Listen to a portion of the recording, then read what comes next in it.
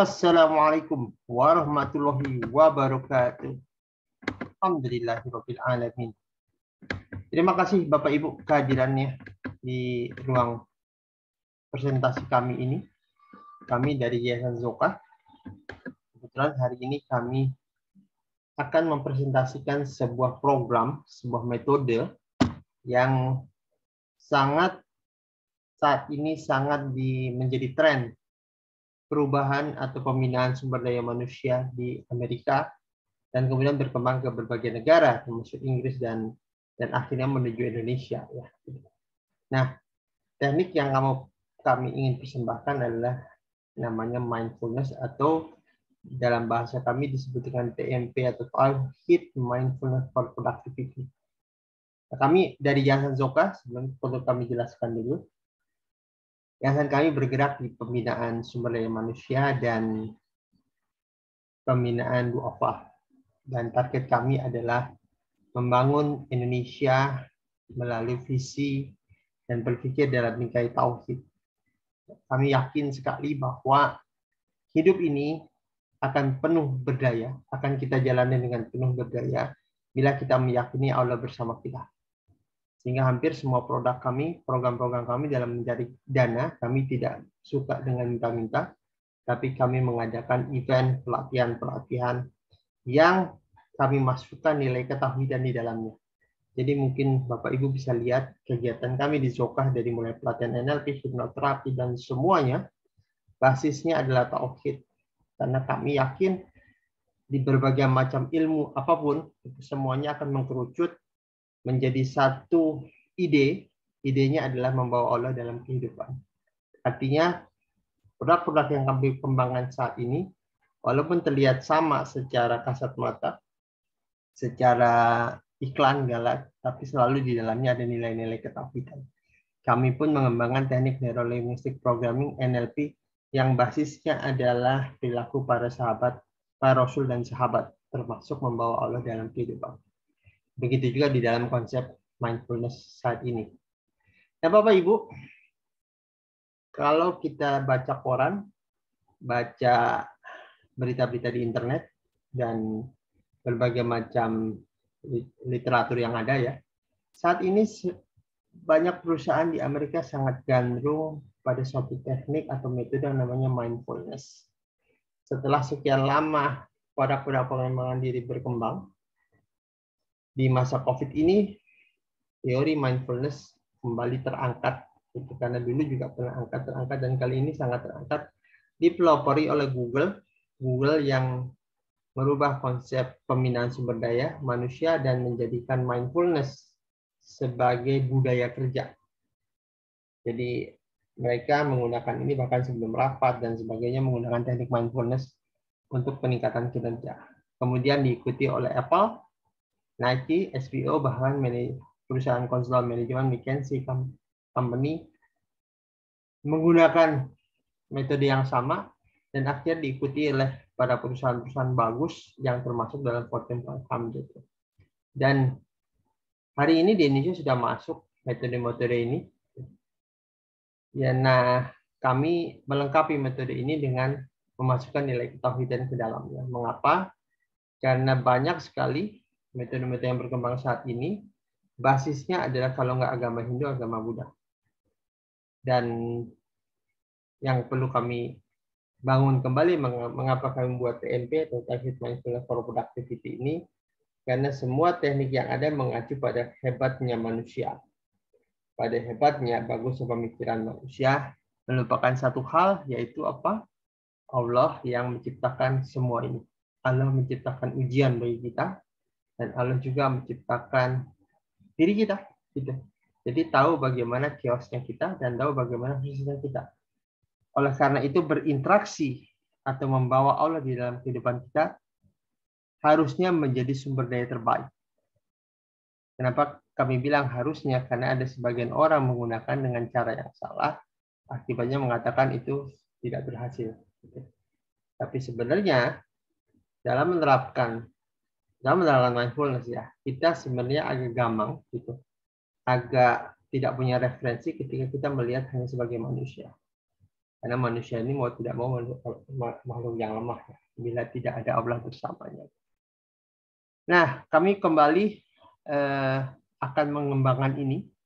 Mengembangkan ini sangat masif. Mengapa?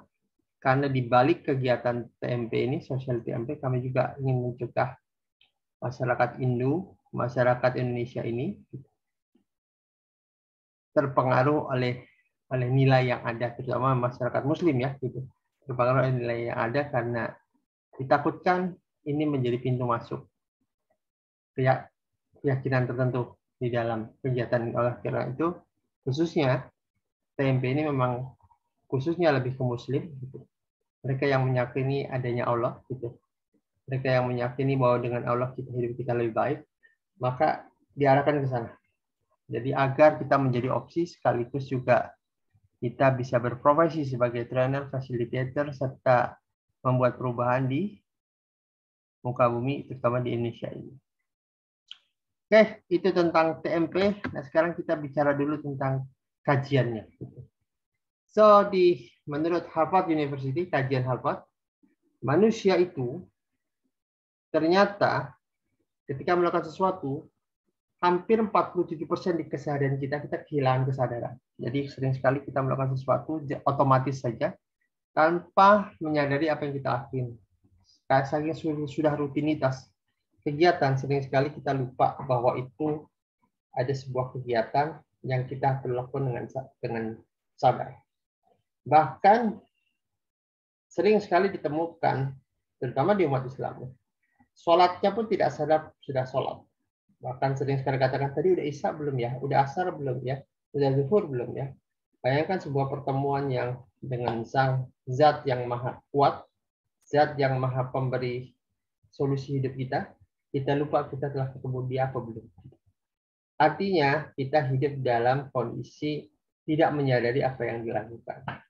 Nah, mindfulness sebenarnya berada dalam 3 area. Pertama, kesadaran. Kemudian menerima. Kemudian perhatian. Jadi pada prinsipnya mindfulness ada memperhatikan, mengamati apa yang terjadi dalam diri kita, apa yang kita dengar, rasakan, dan kita lakukan.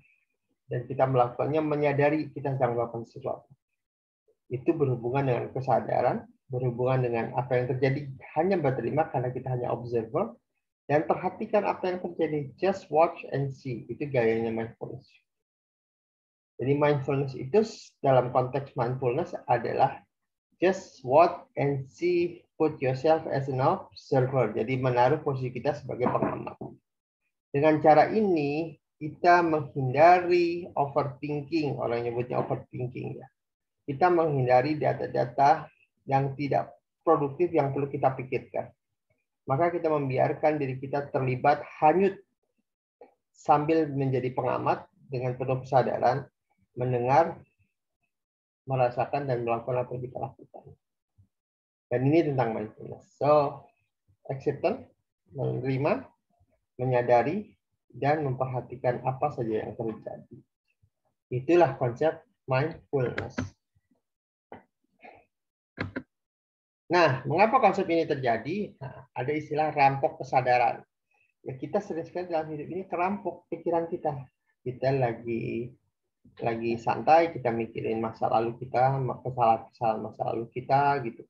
Kita juga lagi santai, mikirin juga apa yang terjadi di media sosial, negara ini, kemudian mikirin masa depan, mikirin sesuatu yang horor terjadi masa depan, melihat media sosial, banyak hal aneh terjadi, banyak hal tidak enakan terjadi, akibatnya kita menjadi stres, penuh pikiran itu penuh dengan berbagai macam ide horor ya gitu, dan melupakan kebahagiaan kita hari ini, melupakan apa yang kita lakukan hari ini.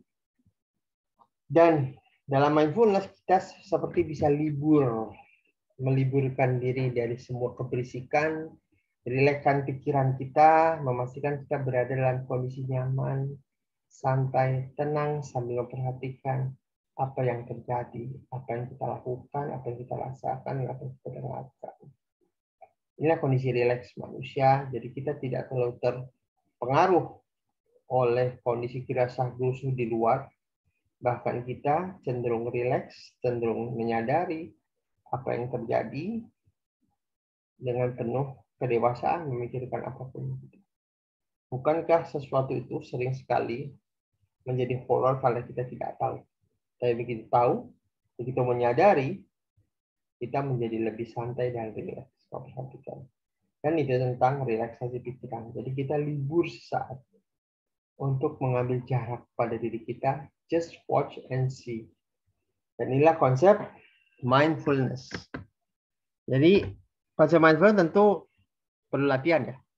Jadi tidak bisa ujuk-ujuk datang kemudian bisa, nggak bisa juga. Mindfulness adalah perlu latihan yang perlu dilatih setiap hari agar menjadi lifestyle gaya hidup. Itu yang membuat kita kajian internasional dan banyak kajian mengatakan mindfulness ada langkah kita membuat hidup lebih bahagia, hidup lebih santai dan rileks apapun yang terjadi dengan diri kita. Itu mindfulness. Jadi kita perlu latihan setiap hari. Dan ini menjadi ide juga di TMP. Jadi kita perlu menjadikan TMP sebagai gaya hidup kita. Nah, karena yuk sekarang kita lihat praktek mindfulness di Amerika termasuk di Indonesia. Ada berkembang dua aliran. Yang basisnya yoga itu dari Hindu, yang basisnya perenungan itu dari Buddha. Gitu. Dan ini yang dipakai hari ini. Gitu. Walaupun kemudian Barat membuat kembali kajian mereka kombinasi dari meditasi Hindu dan Buddha. Gitu. Tapi tetap saja tantangan dia adalah dihadapi secara mandiri selaku manusia. Gitu. Dan itulah mengapa kami perlu membawa kembali TMP, karena untuk menyadari, teknik mindfulness itu bagus, cuma akan lebih bagus kalau kita membawa Allah sebagai zat yang penuh sumber daya, sebagai sebuah zat di mana kita akan berpulang kembali kepadanya, sebagai sebuah zat di mana kita bermula darinya. So, TMP adalah sebuah penyadaran, sebuah perenungan dengan membawa Allah pada kehidupan kita, dengan meyakini bahwa kita hidup dari Allah, mengalir bersamanya, dan kita akan kembali bersama. Dan ini sangat berbeda dengan ajaran yoga maupun Buddha. Kita sangat meyakini di setiap perjalanan, setiap langkah hidup kita.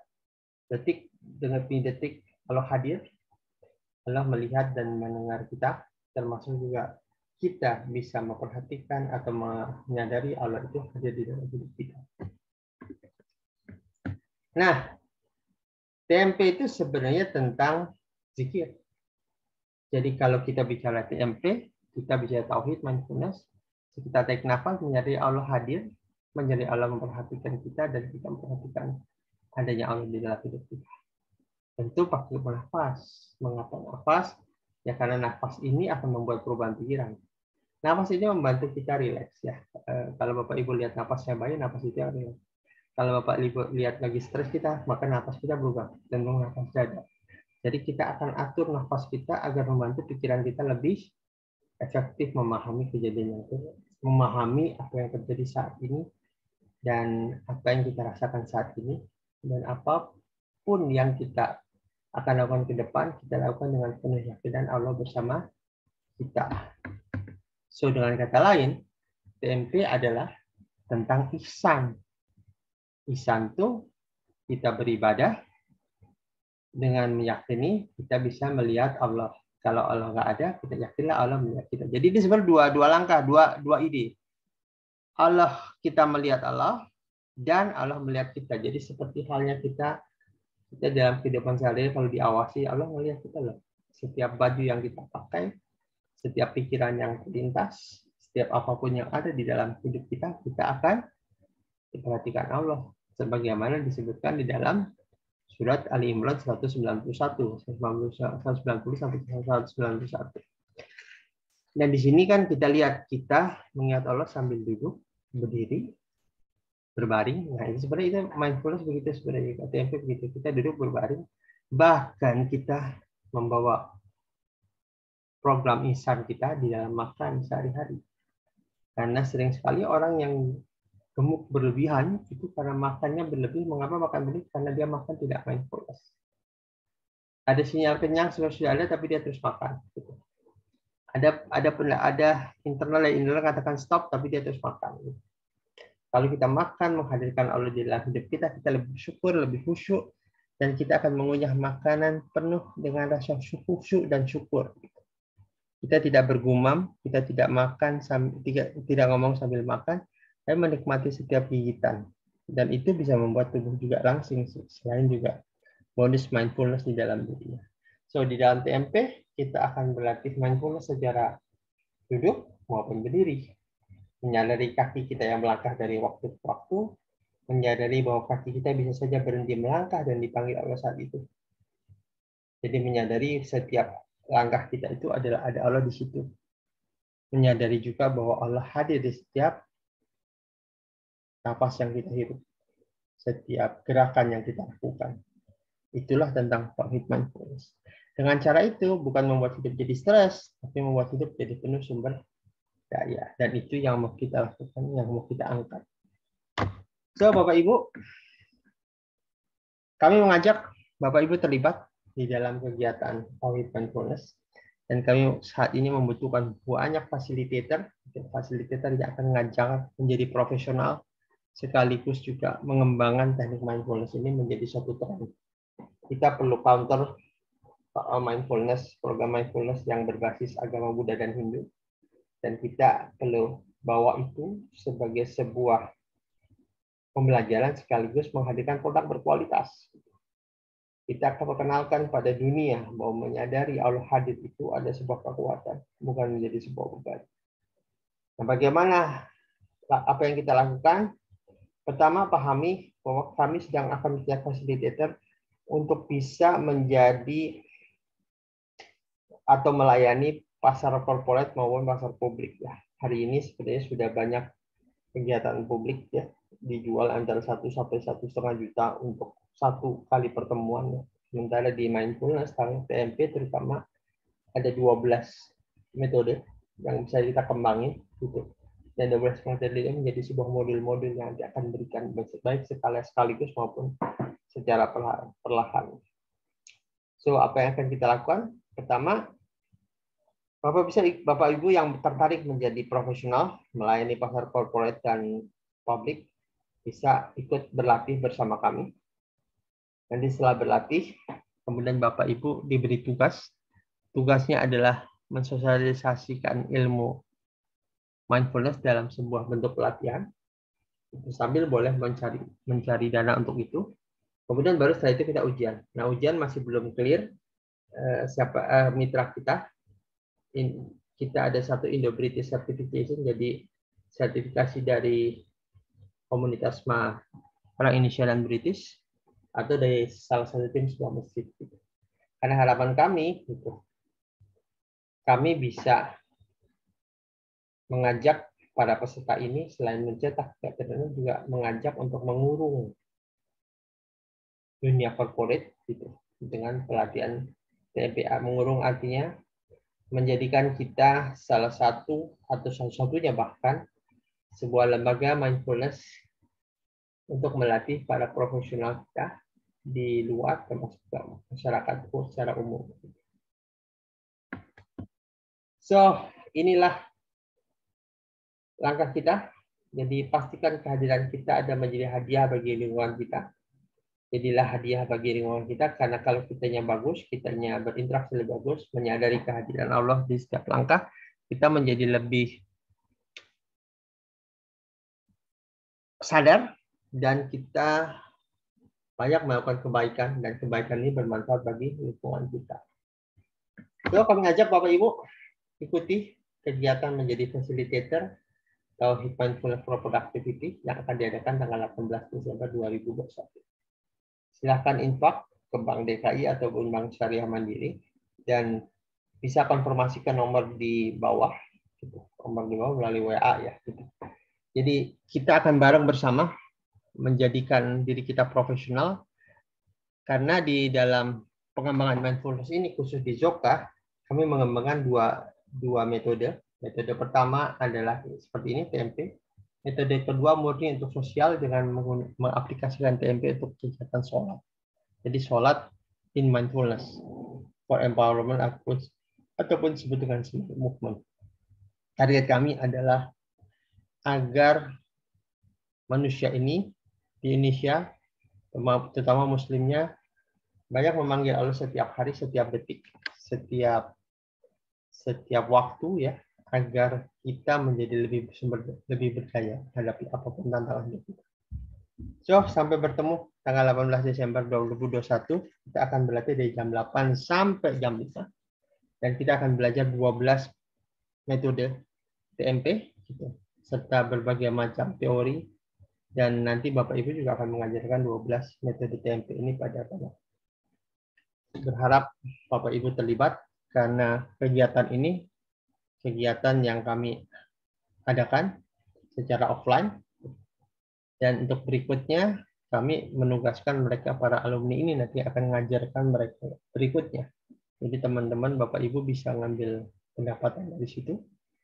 Dan bersama-sama kita membangun profesionalisme di antara kita. Baik Bapak Ibu, sekian dari kami. Mudah-mudahan langkah ini membawa perubahan dan kita bersama-sama memperbaiki diri dan membangun perbaikan di antara umat sekalian. Sekian dari kami. Mohon maaf tidak ada salah. Assalamualaikum warahmatullahi wabarakatuh.